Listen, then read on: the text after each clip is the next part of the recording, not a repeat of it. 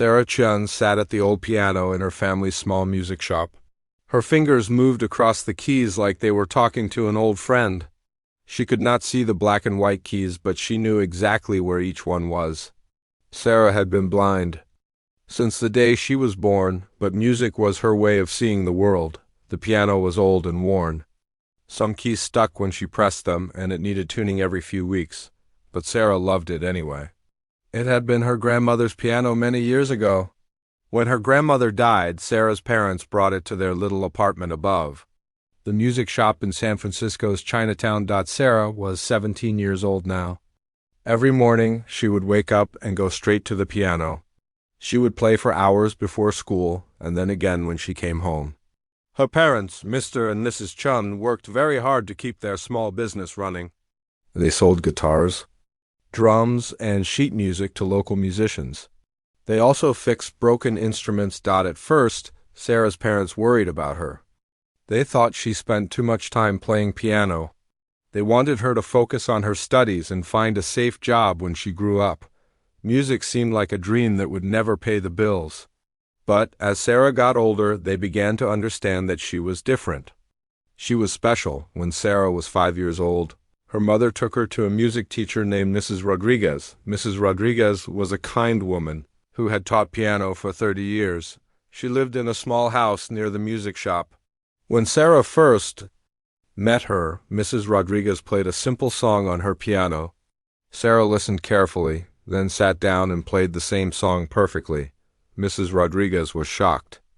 "Play it again," Mrs. Rodriguez said softly. Sarah played the song again, but this time she added her own touches. She made it sound sadder in some parts and happier in others. Mrs. Rodriguez had tears in her eyes. She had never heard a 5-year-old play with such feeling. From that day on, Sarah went to Mrs. Rodriguez's house every Tuesday and Thursday after school.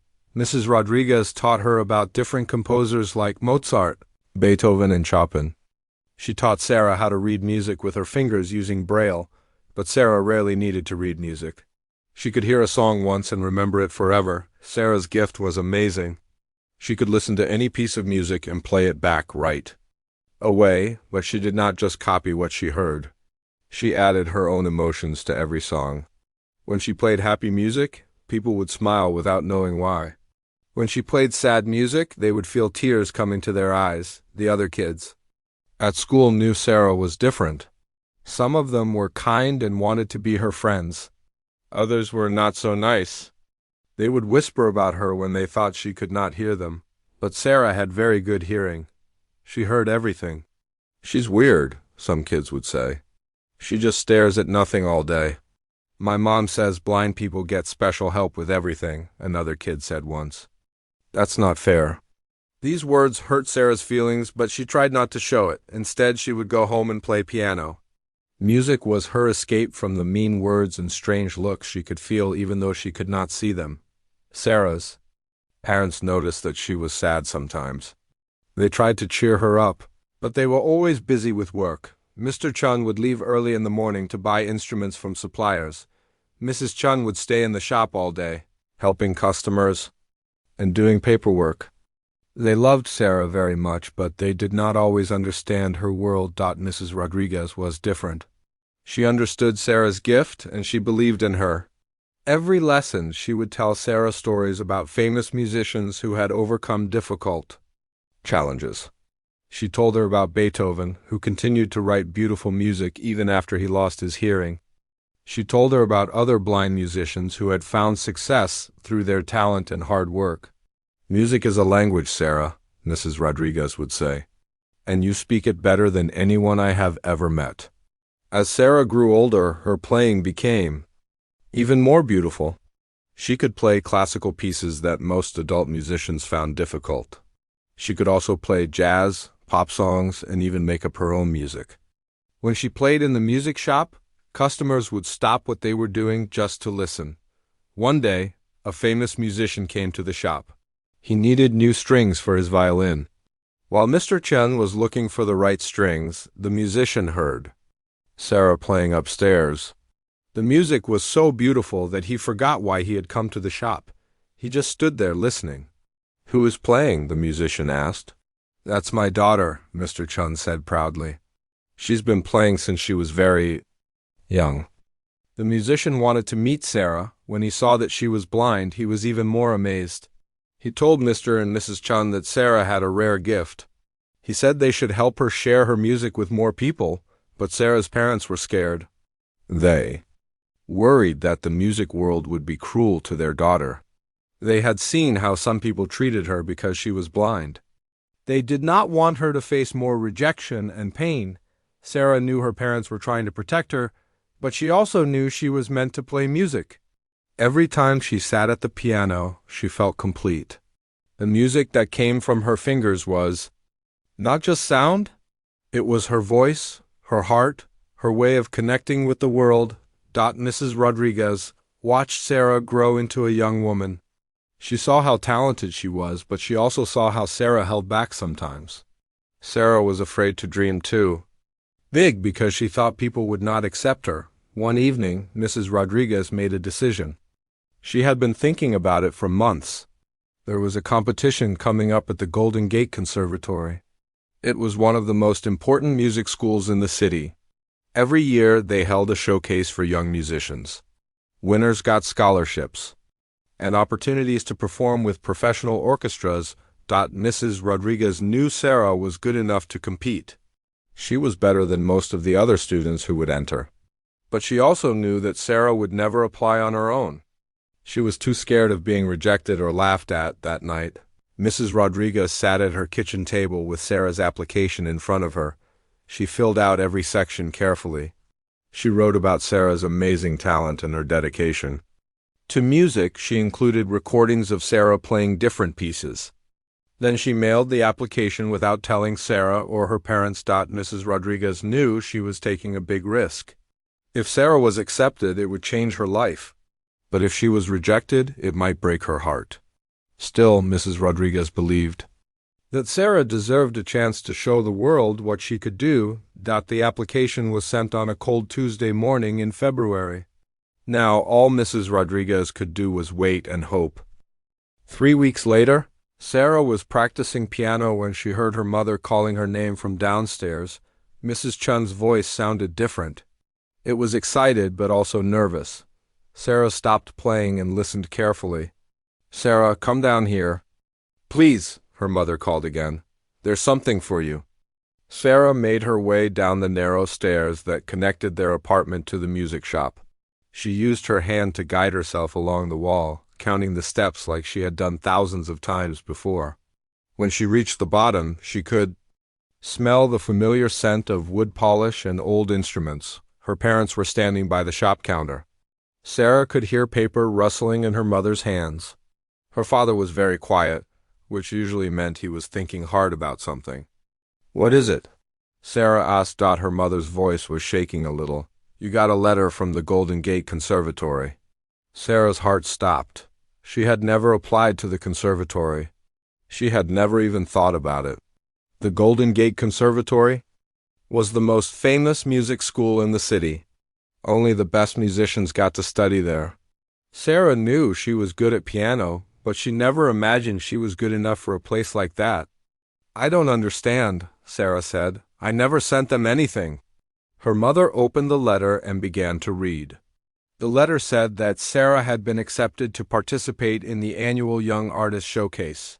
It was a competition where the best young musicians in the city would perform in front of judges, music teachers, and important people from the music industry. The letter also said that someone had submitted recordings of Sarah's playing along with her application. Sarah immediately thought of Mrs. Rodriguez. She was the only person who had recordings of her music. "This must be a mistake," Sarah's father said. "Sarah didn't apply for this." But her mother kept reading. The letter had Sarah's full name, her address, and even mentioned some of the songs she had played on the recordings. This was not a mistake. Someone had really sent in an application for her. Sarah felt scared and excited at the same time. Part of her was happy that someone thought she was good enough for such an important competition. But another part of her was terrified. What if she was not really as good as she thought? What if people laughed at her? "I need to call Mrs. Rodriguez," Sarah said. Her mother handed her the phone. Sarah dialed the number she knew by heart. Mrs. Rodriguez answered after 2 rings. "Hello, Sarah," Mrs. Rodriguez said. She sounded like she was expecting the call. "Did you send in an application for me?" Sarah asked. There was a pause. Then Mrs. Rodriguez said, "Yes, I did. Why didn't you tell me?" "Because I knew you would say no," Mrs. Rodriguez said gently. "You are the most talented musician I have ever taught, Sarah, but you are also the most scared. You needed someone to believe in you enough to take the first step." Sarah felt tears starting to form in her eyes. She was not angry at Mrs. Rodriguez. She was grateful, but she was also very scared. "What if I'm not good enough?" Sarah whispered. "You are more than good enough," Mrs. Rodriguez said firmly. "Trust me."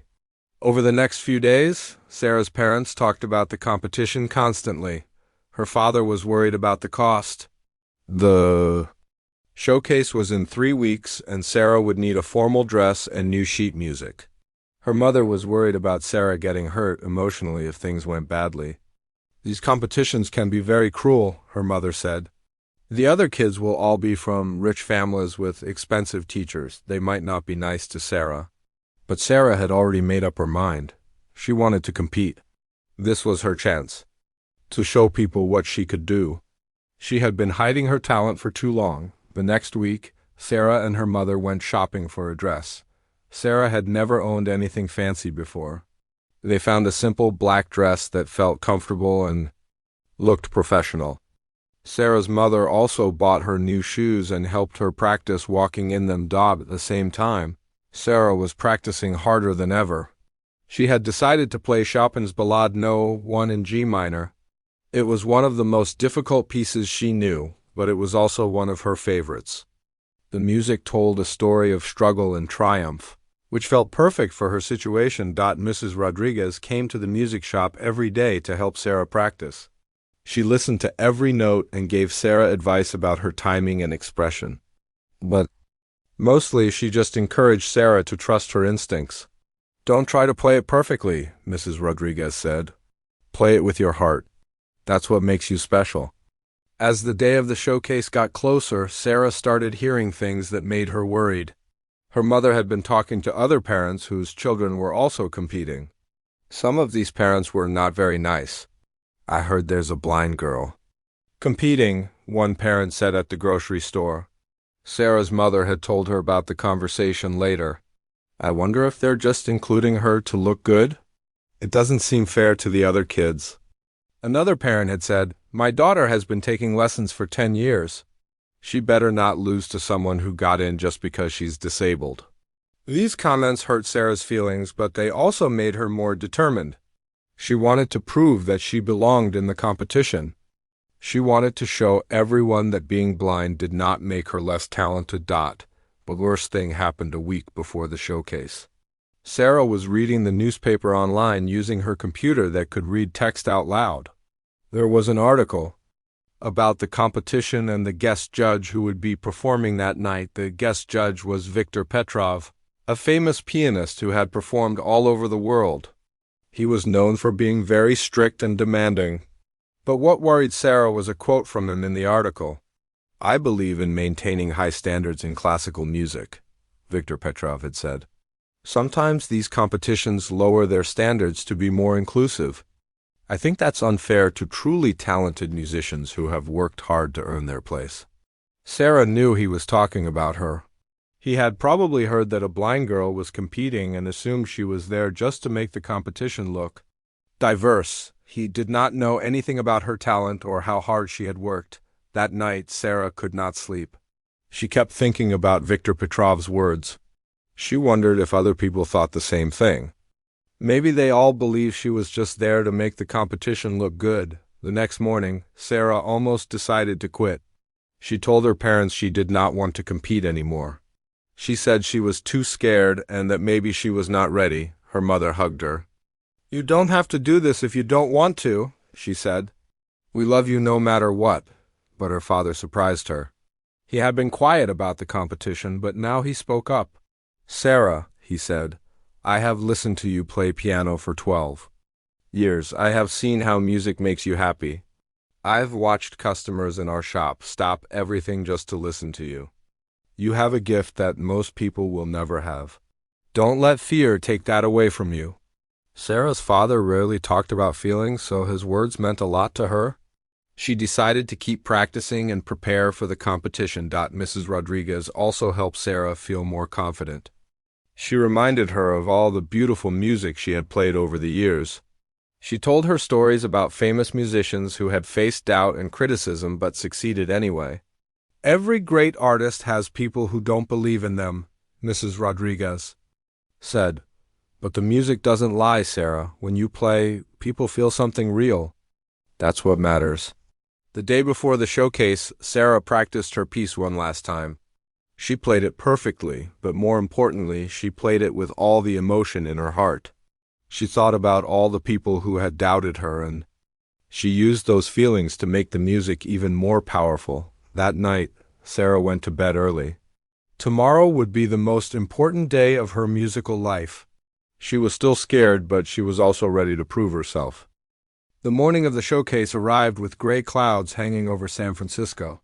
Sarah woke up early, but she had barely slept. Her stomach felt nervous and her hands were shaking a little. She tried to eat breakfast, but the food tasted like nothing. Her parents were also nervous. Her mother kept checking Sarah's dress to make sure it looked perfect. Her father was unusually quiet, which meant he was worried. Mrs. Rodriguez came to the apartment at noon to help Sarah get ready and do some final practice. "Remember," Mrs. Rodriguez said, as Sarah played through her piece one last time, "you are not trying to impress anyone. You are just sharing your gift. Let the music speak for itself." Sarah nodded, but her heart was still beating fast. She had never performed in front of so many important people before. What if she made a mistake? What if people really did think she was only there because she was blind? The Golden Gate Conservatory was a beautiful old building in the heart of the city.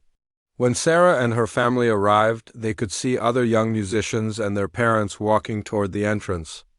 Everyone was dressed nicely, and Sarah could hear the sounds of violins and pianos coming from practice rooms inside. The main concert hall was magnificent. Sarah could not see it, but Mrs. Rodriguez described it to her. There were red velvet seats for 500 people, crystal chandeliers hanging from the ceiling, and a beautiful grand piano on the stage. The piano was much nicer than the old one Sarah practiced on at home. As they found their seats, Sarah could hear conversations happening around them. Some people were talking about the different performers and guessing who might win. Others were discussing Viktor Petrov, the famous pianist who would be judging and performing that night. "I heard he's very strict," one woman said. "He only accepts perfection." "My daughter has been preparing for this for months," another parent said. "She's been taking lessons with the best teachers in the city." Sarah tried not to listen, but she could not help herself. She heard one conversation that made her stomach feel even worse. "Did you hear there's a blind girl competing tonight?" Someone whispered. "Really? That's interesting," another person replied. "I wonder how she managed." "I think it's nice that they're including everyone," the first person said. "Even if she's not at the same level as the other kids?" Sarah's cheeks burned with embarrassment.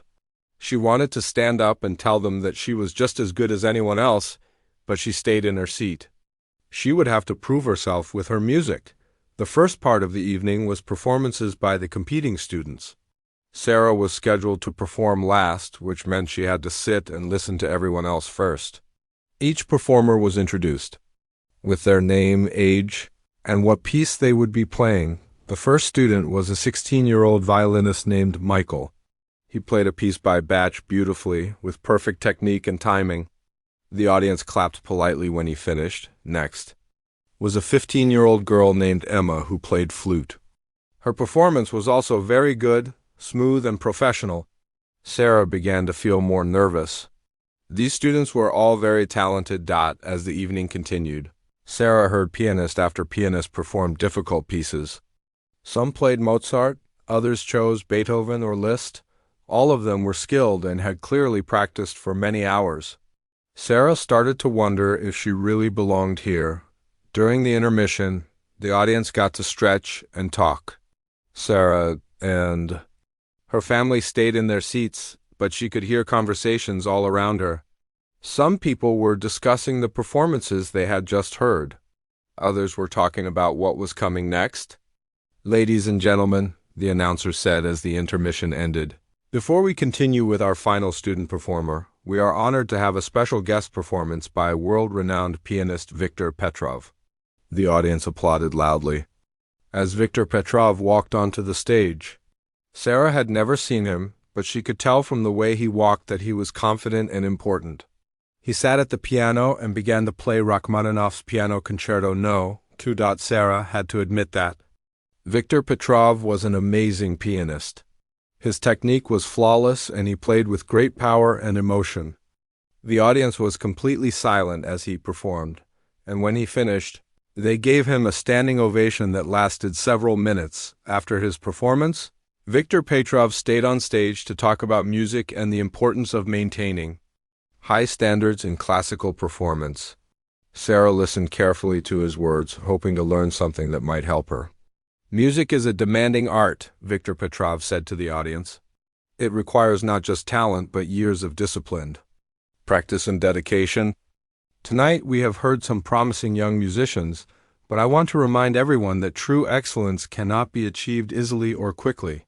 Sarah felt like he was speaking directly to her, even though he had never heard her play. She wondered if he was trying to lower people's expectations before she performed. When the announcer called for another short break before the final performance, Sarah needed to use the restroom. Her mother walked with her to the back of the building where there was a small green room for performers to wait and prepare. As they were walking back toward the concert hall, Sarah heard a familiar voice behind her. It was Viktor Petrov, talking to someone else. "So you're the blind girl everyone's been talking about," he said loudly enough for other people to hear. Sarah stopped walking. She realized he was talking to her. She turned around slowly, feeling her mother's hand on her arm. "Yes, I am," Sarah said quietly. Viktor Petrov laughed, but it was not a kind laugh. "I suppose they've given you something simple to play? Perhaps Twinkle, Little Star, or Mary Had a Little Lamb?" Sarah could hear other people nearby stopping their conversations to listen. The green room had become very quiet. Her mother squeezed her arm gently, trying to give her support. "I'll be playing Chopin's Ballade No. 1 in G minor," Sarah said, trying to keep her voice steady. Viktor Petrov laughed again, this time even louder. "Ambitious choice for someone your age. That's one of the most difficult pieces in the classical repertoire. I just hope the audience isn't too disappointed when reality sets in." Sarah felt her face getting hot with embarrassment and anger. She could sense other people watching this conversation, probably feeling sorry for her or agreeing with Viktor Petrov. "I suppose you think you deserve to be here just because you're blind?" Viktor Petrov continued. "Music competitions should be about talent, not charity cases." Sarah's mother started to speak up, but Sarah stopped her. She took a deep breath and looked in the direction of Viktor Petrov's voice. "I didn't ask to be here because I'm blind," Sarah said, her voice getting stronger. "I'm here because someone believes in my music. And I'm going to play that Chopin piece because it's the one that means the most to me." Viktor Petrov made a dismissive sound. "We'll see about that. I've been judging competitions for 20 years, and I can tell when someone is out of their depth. Good luck, child, you'll need it." With that, he walked away, leaving Sarah standing in the green room with her mother and several other people who had witnessed the entire conversation. Sarah felt like crying, but she also felt something else. She felt angry, and that anger was making her more determined than ever. "Don't listen to him," her mother whispered. "He's just a mean old man who doesn't know anything about you."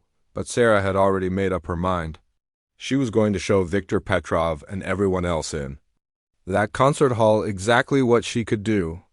She was going to play the Chopin piece with everything she had, and she was going to prove that her blindness had nothing to do with her talent. A few minutes later, the announcer called for everyone to return to their seats for the final performance of the evening.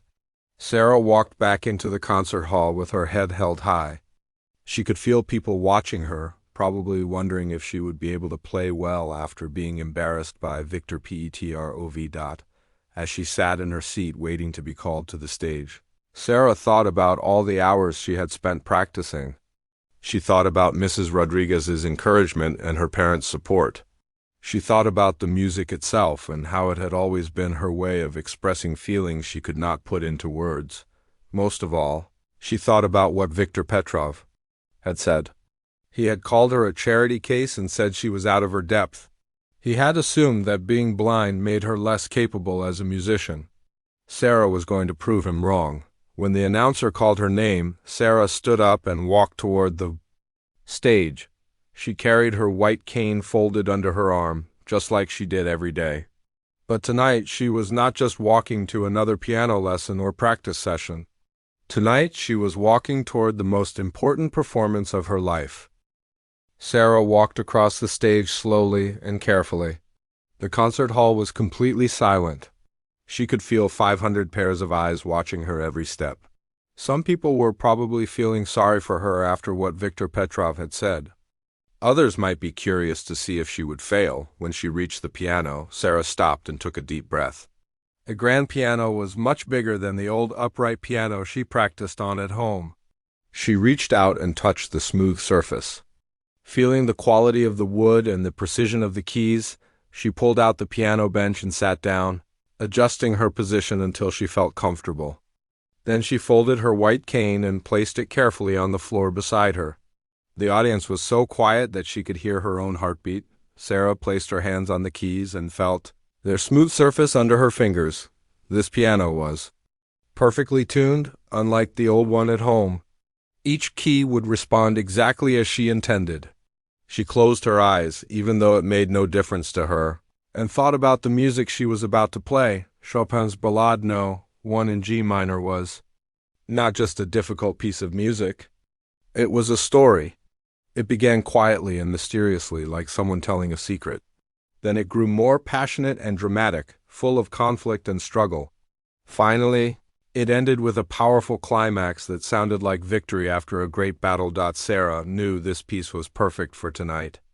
It told the story of her own life, the quiet beginning, the struggles she had faced, and the triumph she hoped to achieve. She began to play. The opening notes were soft and gentle, like a whisper in a quiet room. Sarah's fingers moved across the keys with perfect precision, but more importantly, they moved with deep feeling. She was not just playing the notes that Chopin had written. She was telling her own story through his music. As the piece developed, Sarah felt herself becoming one with the music. She forgot about Victor Petrov's cruel words. She forgot about the audience watching her. She forgot about being blind or different or scared. There was only the music and the piano and the story she was telling. The audience was completely captivated. People who had been shifting in their seats or whispering quietly were now sitting perfectly still. Parents who had been worried about their own children's performances were now focused entirely on the young blind girl at the piano. Sarah played the gentle middle section with such tenderness that several people in the audience felt tears coming to their eyes. She made the piano sing like a human voice, full of longing and hope. Every note was perfectly placed, but it was the emotion behind the notes that made the performance magical. Victor Petrov, sitting in the front row with the other judges, was no longer smiling dismissively. His face had changed completely. He was leaning forward in his seat, his mouth slightly open in surprise. He had been expecting a mediocre performance from a girl who was trying to do something beyond her abilities.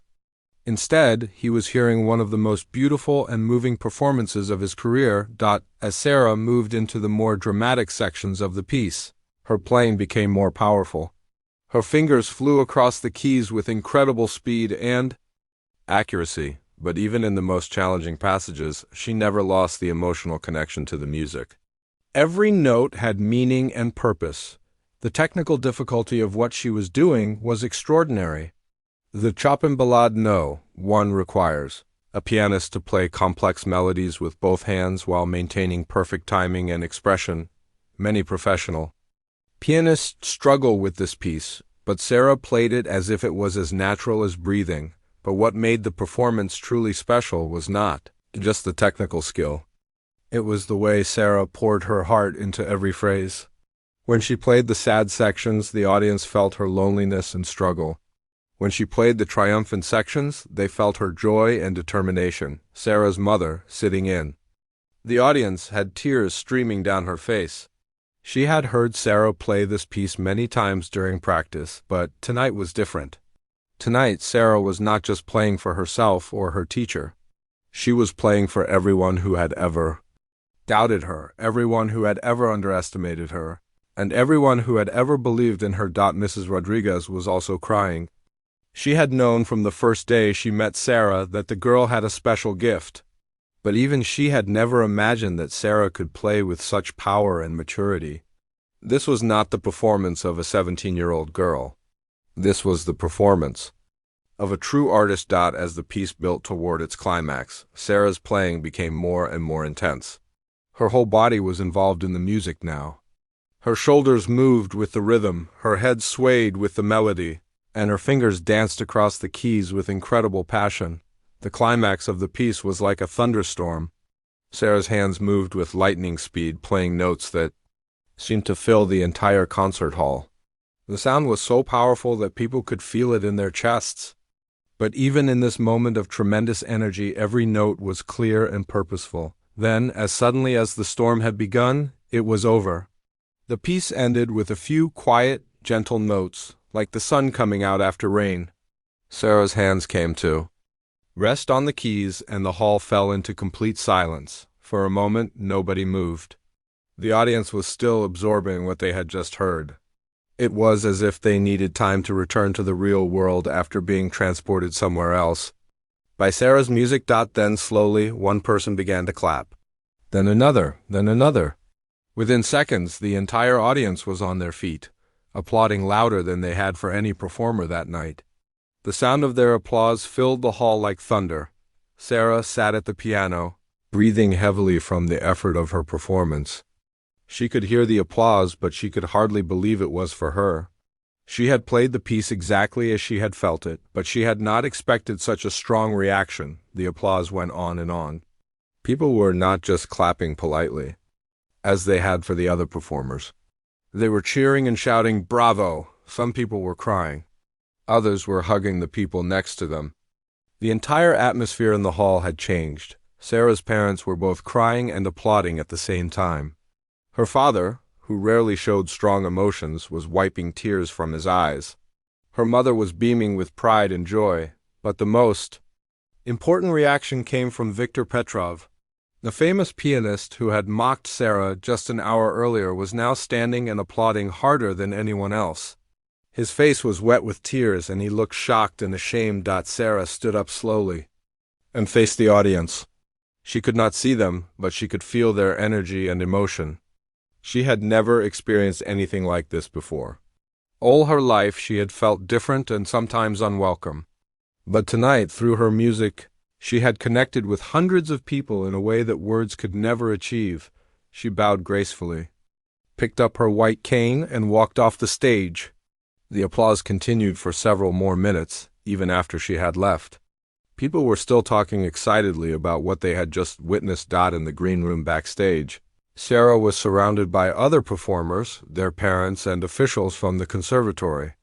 Everyone wanted to congratulate her and tell her how amazing her performance had been.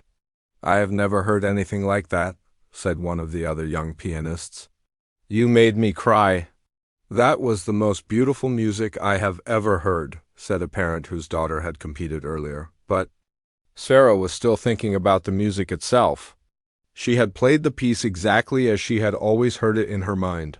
She had told her story through Chopin's notes, and somehow people had understood. As she stood in the green room, accepting congratulations and trying to process what had just happened, Sarah heard a familiar voice behind her. It was Viktor Petrov, the man who had humiliated her just an hour earlier. "Excuse me," he said quietly. "May I speak with you?" Sarah turned toward his voice. She wondered if he was going to criticize her performance or find some way to diminish what she had accomplished. But when Viktor Petrov spoke, his voice was completely different from before. It was humble and filled with emotion. "I owe you an apology," he said, loud enough for everyone in the room to hear. "I was wrong about you. Completely wrong. I have been playing piano for 40 years, and I have never heard anyone play with such beauty and truth. You didn't just perform that piece tonight, you became it." Sarah was too surprised to speak. She had not expected this. "I want everyone to know," Viktor Petrov continued, "that I have never been more wrong about anything in my life. This young woman has taught me that music has nothing to do with what we can see and everything to do with what we can feel. She has reminded me why I fell in love with music in the first place." The room was completely silent as Viktor Petrov spoke. Everyone was witnessing something remarkable, a proud and famous musician admitting he had been wrong and asking for forgiveness. Sarah finally found her voice. "Thank you," she said simply. "Music has always been my way of speaking to people. Tonight I finally found my voice." The days following Sarah's performance at the Golden Gate Conservatory were unlike anything she had ever experienced. When she woke up the morning after the showcase, she thought maybe the whole thing had been a beautiful dream. But then her phone started ringing. The first call came from a reporter at the San Francisco Chronicle. Someone in the audience had recorded Sarah's performance on their phone and shared it online. By morning, the video had been watched thousands of times. People were calling it the most moving piano performance ever and a masterpiece of musical emotion. Sarah's mother answered most of the calls because Sarah was still trying to understand what was happening. Reporters wanted to interview her. Music teachers wanted to offer her lessons. Concert halls wanted to invite her to perform. "I don't understand," Sarah said to her parents over breakfast. "I just played piano like I always do," her father smiled. "But you didn't just play piano, Sarah. You touched people's hearts. You made them feel something real." Mrs. Rodriguez came to visit that afternoon. She was carrying a stack of newspapers and printouts of articles from the internet. Every story was about Sarah and her performance. "Look at this headline," Mrs. Rodriguez said, reading from the San Francisco Chronicle. "Blind Teen's Piano Performance Brings Audience to Tears at Conservatory Showcase." And this one from the music magazine Classical Notes. "Unknown Young Pianist Delivers Performance of a Lifetime." But the article that meant the most to Sarah was an opinion piece written by Viktor Petrov himself. In it, he wrote about his encounter with Sarah and how wrong he had been to judge her before hearing her play. "I have spent my career believing that I understood what makes a great musician," Viktor Petrov had written. "Last night, a 17-year-old blind girl taught me that I knew nothing at all. Her performance of Chopin's Ballade No. 1 was not just technically perfect, it was a revelation. She reminded me that music is not about showing off or proving how talented you are. It is about sharing your soul with other people." The article continued, "I publicly mocked this young woman before her performance, and I have never been more ashamed of myself." Sarah Chun did not just play music last night. She became music. She showed everyone in that concert hall what it means to be truly alive. Sarah felt tears in her eyes as Mrs. Rodriguez read the article. She had not expected Viktor Petrov to write something so personal and honest about their encounter. Over the next few weeks, Sarah's life changed completely. The video of her performance was shared millions of times on social media. News stations from around the country wanted to interview her. Music lovers from all over the world sent her messages of support and admiration. But the most important changes were the opportunities that came her way. The director of the Golden Gate Conservatory called to offer Sarah a full scholarship to study there. The San Francisco Symphony invited her to perform as a guest soloist. Record companies wanted to sign her to recording contracts. Sarah was overwhelmed by all the attention and opportunities. She had gone from being a girl who practiced piano in her family's small music shop to being one of the most talked about young musicians in the country, but Sarah's parents were worried. They saw how the sudden fame was affecting their daughter. She was getting hundreds of messages every day from strangers. Photographers were waiting outside their music shop. Sarah was having trouble sleeping and seemed stressed by all the pressure. "Maybe we should slow down," her mother said one evening. You don't have to say yes to everything, Sarah agreed. She decided to be very careful about which opportunities she accepted. She wanted to focus on her music, not on being famous. The first invitation she accepted was to perform at a benefit concert for the Foundation for Blind Children. Sarah felt this was important because she wanted to show other blind children that they could achieve their dreams too. The concert was held at the San Francisco Opera House, one of the most beautiful performance venues in the city. Sarah performed 3 pieces, including the Chopin ballade that had made her famous. But she also played a piece she had composed herself, dedicated to all the children who felt different or left out. In the audience that night were dozens of blind children and their families. When Sarah finished playing, she spoke to the audience without using any notes. When I was little, Sarah said, I thought being blind meant I would never be able to do the things I dreamed of. I thought people would always see my blindness first and me second. But music taught me that the most important things in life cannot be seen with our eyes. They can only be felt with our hearts. She continued, to all the children here tonight who are blind or different in any way, I want you to know that your differences are not weaknesses, they are strengths. They are what make you special. Find the thing you love most in the world, and let it help you speak to other people. That's what music did for me. The audience gave Sarah a standing ovation. That lasted 10 minutes. But more importantly, many of the blind children in the audience came up to her afterward and told her that her words had given them hope. One 10-year-old boy named Marcus told Sarah, I want to learn piano like you.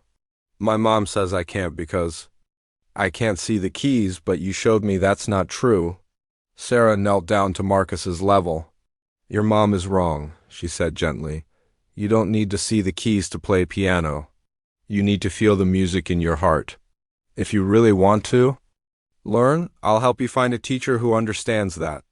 Sarah's conversation with Marcus reminded her why her performance at the conservatory had been so important.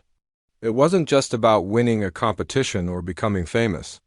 It was about changing the way people thought about blindness and disability. Over the following months, Sarah continued to perform and accept selected opportunities. She recorded an album of classical pieces and original compositions. The album, called Seeing with the Heart, became a bestseller and won several awards, but Sarah also made sure to keep doing the things that were most important to her. She continued taking lessons with Mrs. Rodriguez. She helped her parents in their music shop. And she started teaching piano to other blind children, including Marcus, who turned out to have real talent. Viktor Petrov kept his promise to support Sarah. He invited her to perform with him at several concerts. And he often told the story of how she had changed his perspective on music and life. Their friendship became an example of how people can learn from their mistakes and grow. 1 year after her performance at the conservatory, Sarah was invited back to judge the showcase herself. As she sat in the audience listening to the young performers, she remembered how nervous and scared she had been the year before. When the final performer finished, Sarah was asked to speak to the audience about what makes a great musician. Many people think that being a great musician means playing all the notes perfectly, Sarah said. But that's not true. Being a great musician means being brave enough to share your true self with other people through music. It means not being afraid to show your emotions, even if some people don't understand them. She paused, thinking about her journey over the past year. Music is a language that everyone can understand, no matter where they come from or what challenges they face. When you play music with honesty and courage, you can speak to people's hearts in ways that words never could. After her speech, a young violinist approached Sarah. The girl was about the same age Sarah had been during her first performance at the conservatory. I'm really nervous about performing next year, the girl said. What if people don't like my music? Sarah smiled. The most important person who needs to like your music is you. If you play with honesty and love, other people will feel that. And if some people don't understand or appreciate it, that's okay. Not everyone has to like the same music, but the people who need to hear your message will find you. That night, as Sarah walked home with her parents through the streets of Chinatown, she reflected on how much her life had changed. She was no longer the scared girl who practiced piano alone in her family's apartment. She had become a confident young woman who used her gift to inspire other people, but in many ways she was still the same person. She still loved music more than anything else in the world. She still practiced for hours every day, always trying to improve and grow as an artist. And she still felt most at home sitting at a piano, letting the music flow through her fingers. The old piano in her family's music shop was still there, still slightly out of tune and with some keys that stuck. But Sarah continued to practice on it every day because it reminded her of where she came from and how far she had traveled. As she played that night, Sarah thought about all the people whose lives had been touched by her music. She thought about Viktor Petrov, who had learned to see past his prejudices. She thought about Marcus and the other blind children who now believed they could achieve their dreams. She thought about everyone who had heard her story and realized that their own differences were not obstacles but gifts. Sarah had learned that the most powerful moments in life often come from the times when we are most vulnerable and scared. Her performance at the conservatory had been terrifying, but it had also been the moment when she discovered her true voice.